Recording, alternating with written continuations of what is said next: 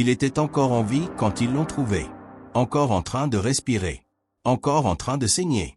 Mais voici ce qui a choqué tout le monde, la chose qui a fait pleurer le directeur du zoo endurci.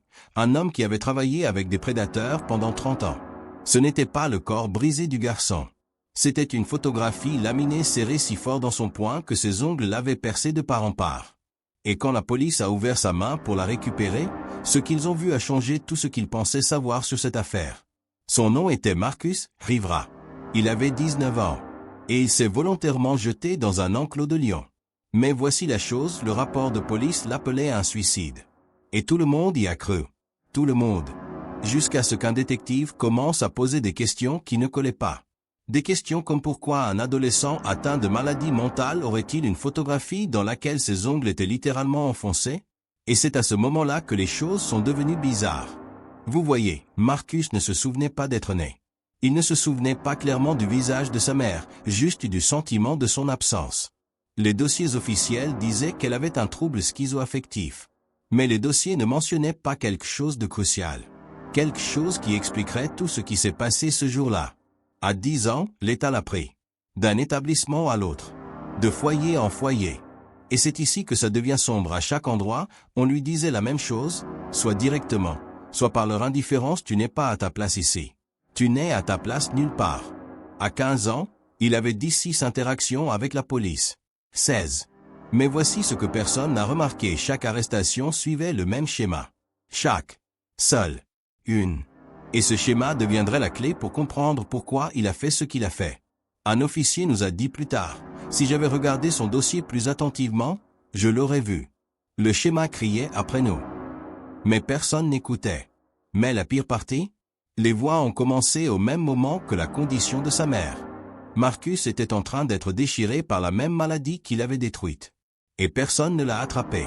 Personne ne l'a traité. Personne ne l'a vu venir. Quand Marcus avait 12 ans, il a trouvé un magazine dans une poubelle derrière un restaurant. La plupart des enfants l'auraient jeté. Mais pas Marcus. Parce qu'à l'intérieur de ce magazine se trouvait une photographie spécifique, une page qui était écornée, pliée, comme si quelqu'un l'avait étudiée de manière obsessionnelle. Une photographie d'une fierté de lion. Le mâle était majestueux, intact. La lionne montait la garde. Les petits jouaient en toute liberté absolue. Et voici la partie psychologique qui importe. Marcus a fixé cette image pendant des heures. Il l'a pressée contre sa poitrine comme si c'était un médicament. Mais pas parce qu'il était bizarre. Pas parce qu'il était fou. Mais parce que dans cette photographie, il voyait quelque chose qu'il n'avait jamais vu dans sa vraie vie. Une famille qui se protégeait mutuellement. Une famille qui ne vous abandonnait pas. Une famille assez puissante pour que rien au monde ne puisse vous faire du mal. Cette photographie est devenue un miroir. Et les miroirs, pour les gens brisés, sont des choses dangereuses. La lionne dans l'enclos, il l'appelait Kala, est devenue son obsession secrète. Il venait ici quand il pouvait. Il lui murmurait. Il lui disait des choses qu'il ne dirait jamais à un autre humain. Elle n'était pas une bête de malveillance, mais une créature d'instinct. Et Marcus croyait qu'elle le comprenait d'une manière qu'aucune personne ne pourrait jamais le faire. Ce que Marcus ne réalisait pas, c'est qu'il n'était pas tombé amoureux d'un vrai lion. Il était tombé amoureux de la fantasme d'appartenance. Et les fantasmes sont les drogues les plus dangereuses de toutes. Le système avait un nom pour les garçons comme Marcus. Récidiviste. Cas problématique. Il ne voyait pas un enfant malade. Il voyait une statistique. Et les statistiques n'ont pas besoin d'aide. Ils ont juste besoin de rester hors du système. Donc quand Marcus a été arrêté pour avoir dormi dans l'encadrement d'une porte de magasin fermée, littéralement juste essayé de survivre, l'officier qui l'a libéré n'a pas offert de ressources. N'a pas mentionné les services de santé mentale.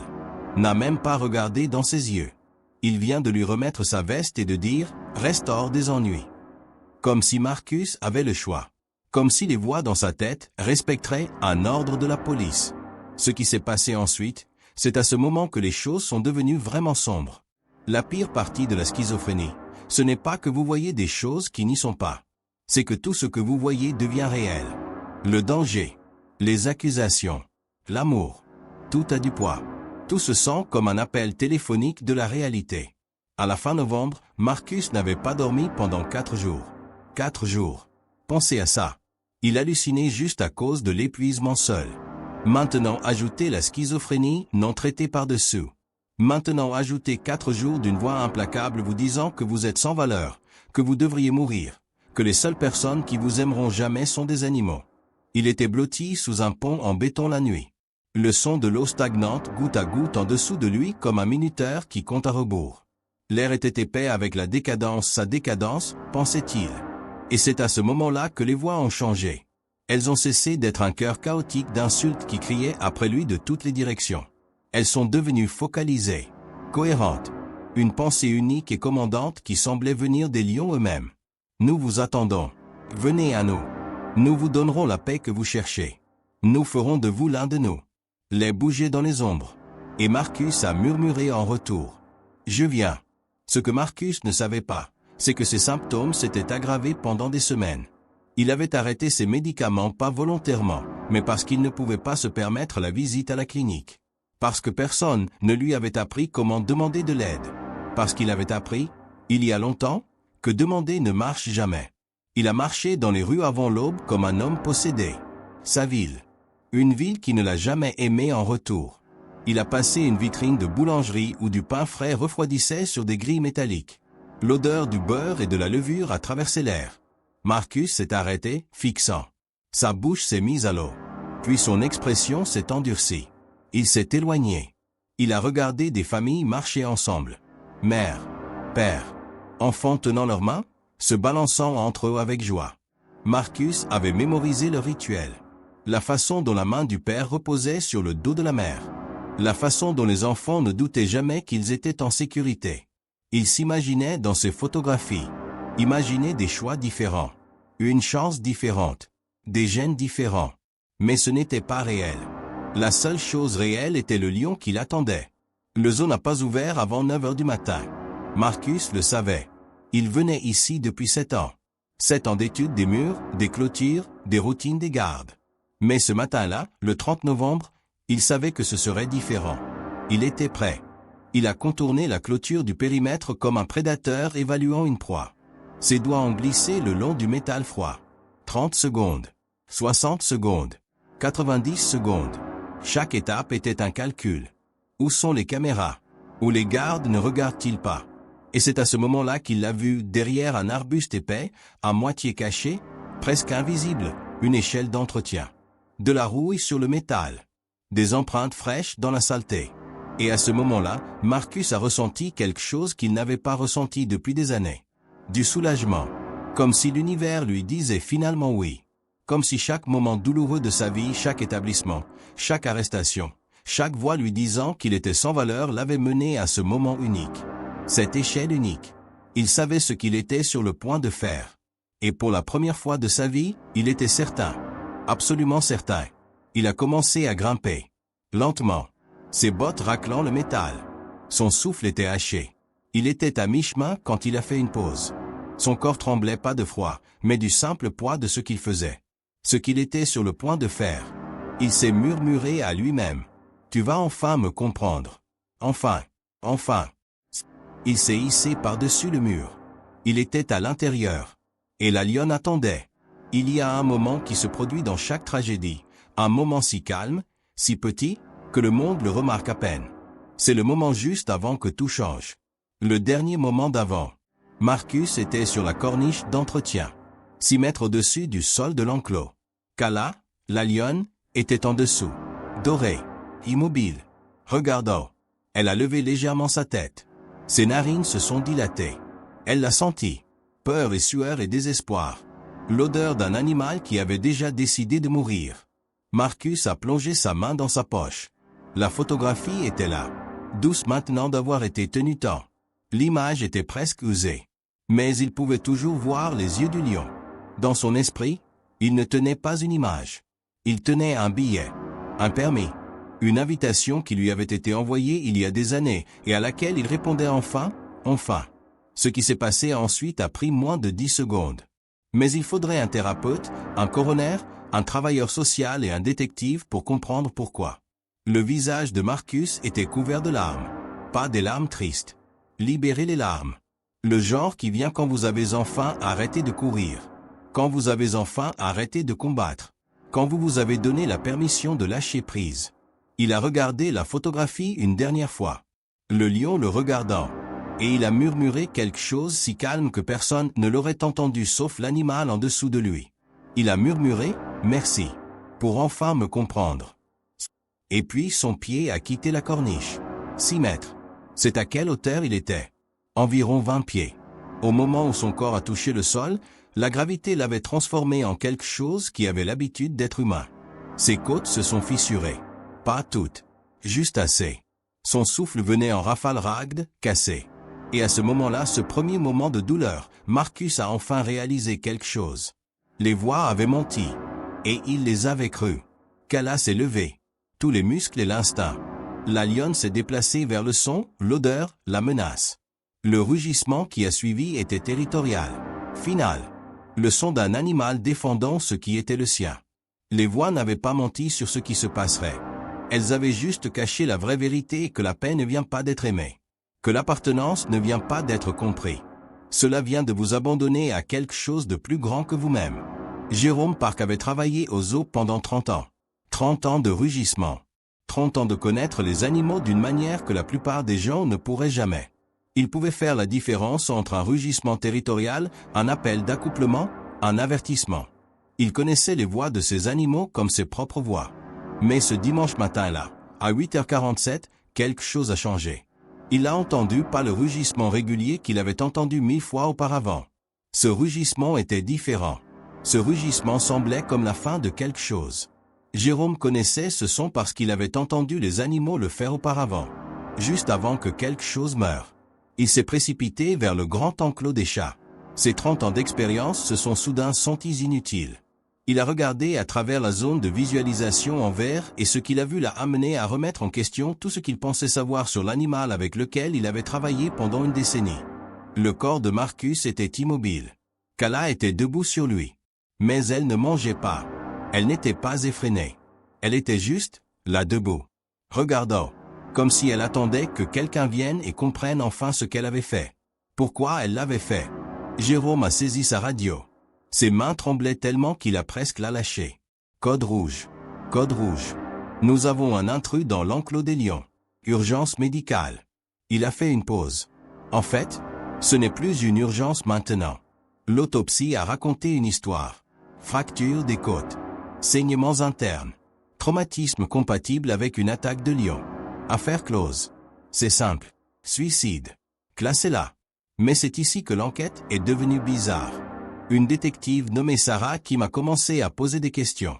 Des questions comme comment un adolescent schizophrène non traité aurait-il la clarté pour planifier une invasion de zoo? Pourquoi aurait-il porté une photographie spécifique pendant ce temps-ci ne planifiait pas quelque chose? Pourquoi le travailleur d'entretien du zoo a-t-il remarqué des empreintes fraîches à cet endroit exact? Et c'est à ce moment-là qu'elle a réalisé quelque chose que l'autopsie ne pouvait pas montrer. Cela ne pouvait pas montrer que Marcus avait hérité de la maladie mentale de sa mère. Cela ne pouvait pas montrer que sa mère n'avait jamais reçu de traitement. Cela ne pouvait pas montrer que Marcus n'avait jamais non plus reçu de traitement. Parce que le traitement coûte de l'argent. Et Marcus n'avait pas d'argent. Il n'avait pas de parents. Il n'avait personne. L'autopsie ne pouvait pas montrer la vraie cause du décès. Et c'est ce qui l'a rendu si dangereux. Nous avons retrouvé une thérapeute qui se spécialise dans les jeunes sans-abri atteints de maladies mentales non traitées. Dr Sarah Chen. Et quand nous lui avons demandé des cas comme Marcus, elle a dit quelque chose qui devrait terrifier tout le monde. Ce que nous voyons, nous a-t-elle dit, ce sont des jeunes atteints de schizophrénie à début précoce qui ne sont jamais diagnostiqués parce qu'ils sont sans abri ou dans le système. Et au moment où quelqu'un les trouve, au moment où quelqu'un se soucie assez pour regarder, ils ont construit des mondes délirants entiers pour survivre. Mais voici la partie qui nous a fait comprendre pourquoi Marcus a fait ce qu'il a fait. Ces mondes, a-t-elle dit, semblent plus réels que la réalité parce que la réalité ne les a jamais protégés. Ils ont appris que la réalité est dangereuse. Les mondes délirants peuvent offrir quelque chose que la réalité ne peut pas le contrôler. La certitude. L'amour. En d'autres termes, Marcus ne s'échappait pas de la réalité. Il s'échappait vers quelque chose qu'il croyait enfin l'accepter. Un travailleur social nommé James Rodriguez a partagé quelque chose de sobring. Il a 67 clients sur sa charge de cas. Le ratio recommandé est de 12 à 1. Alors qu'est-ce qui se passe à la fin? La roue qui grince obtient la graisse. Les silencieux, ils disparaissent. Marcus était silencieux. Il ne s'est pas plaint. Il n'a pas exigé d'aide. Il a juste accepté ce que le monde lui disait qu'il n'avait pas sa place. Les gens veulent faire de Kala un méchant dans cette histoire. Ils ne devraient pas. Elle est aussi une victime. Un prédateur apical de 500 livres qui a fait exactement ce qu'on l'a conçu pour faire quand un envahisseur humain a pénétré son territoire. Le blâme ne repose pas sur elle. Cela ne l'a jamais été. L'ironie que Marcus n'a pas eu le temps de comprendre qu'Kala ne pouvait pas lui donner ce qu'il voulait. Pas parce qu'elle ne s'en souciait pas, mais parce qu'elle était un lion. Elle n'avait pas la capacité pour la sorte d'amour pour laquelle il mourait. L'amour d'être compris, d'être désiré, d'être chez soi. Tout ce que Marcus possédait raconta une histoire. La photographie était une carte de la famille qu'il voulait. La veste était la preuve qu'il avait survécu dans la rue. Les bouteilles de médicaments vides, réapprovisionnées, à nouveau vides, étaient des preuves d'un système qui lui avait donné des pilules mais pas de soutien. Personne pour vérifier s'il les prenait. Personne pour remarquer quand il a arrêté. Le système l'appelait un suicide. Mais le suicide exige l'agentivité. Cela exige du choix. Marcus n'a pas choisi sa maladie. Il n'a pas choisi la condition de sa mère. Il n'a pas choisi de naître dans la pauvreté. Il n'a pas choisi les voies. Tout ce qu'il a choisi, c'était d'enfin cesser de les combattre. Si cette histoire vous a ému, et je veux dire vraiment ému, pas juste triste pendant 5 secondes, faites 3 choses. Et je vais vous expliquer pourquoi chacun importe. Premièrement, aimez cette vidéo. Mais plus important encore, commentez ci-dessous. Dites-nous, avez-vous connu quelqu'un comme Marcus? Avez-vous vu les signes et ne savez pas quoi faire? Cette section de commentaires n'est pas juste des mesures d'engagement. C'est un mémorial. C'est la voix de Marcus entendue quand il ne pouvait pas parler. Deuxièmement, partagez ceci. Pas parce que nous avons besoin de vues, mais parce qu'il y a des centaines de Marcus en ce moment. Garçons et filles avec des photographies de famille qu'ils n'auront jamais. Avec des voix qui ne s'arrêtent pas. Avec un système qui les étiquette comme des criminels au lieu de patients. Quelqu'un avec qui vous partagez cela pourrait se reconnaître. Pourrait enfin obtenir de l'aide parce que cette histoire leur a montré qu'ils ne sont pas seuls. Troisièmement, suivez notre canal. Parce que ce n'est pas une histoire unique. C'est un motif. Et les motifs, une fois que vous les voyez, sont impossibles à ignorer. Mais voici la chose dont personne ne parle. L'action la plus importante n'est pas dans les commentaires. C'est dans le monde réel. Si vous voyez quelqu'un comme Marcus dans votre vie, celui qui est trop calme, celui qui demande de l'aide d'une manière que personne ne comprend, celui qui porte quelque chose qui ne lui appartient pas, ne le survolez pas. Ne le rangez pas comme si c'était le problème de quelqu'un d'autre. Voyez-le. Reconnaître cela. Parce que Marcus a cru qu'il n'avait pas le choix. Mais vous le faites. Vous avez toujours un choix. Et peut-être, si assez de personnes font un choix différent, le prochain Marcus n'aura jamais à grimper ce mur. Si vous luttez contre la maladie mentale et l'absence de logis, tendez la main. Si vous avez des pensées suicidaires, s'il vous plaît, appelez quelqu'un. Il y a des gens qui veulent aider. Il y a des ressources disponibles. Vous n'avez pas à souffrir en silence comme Marcus l'a fait. Merci de regarder. Merci de vous soucier. Merci de vous souvenir de Marcus Rivera.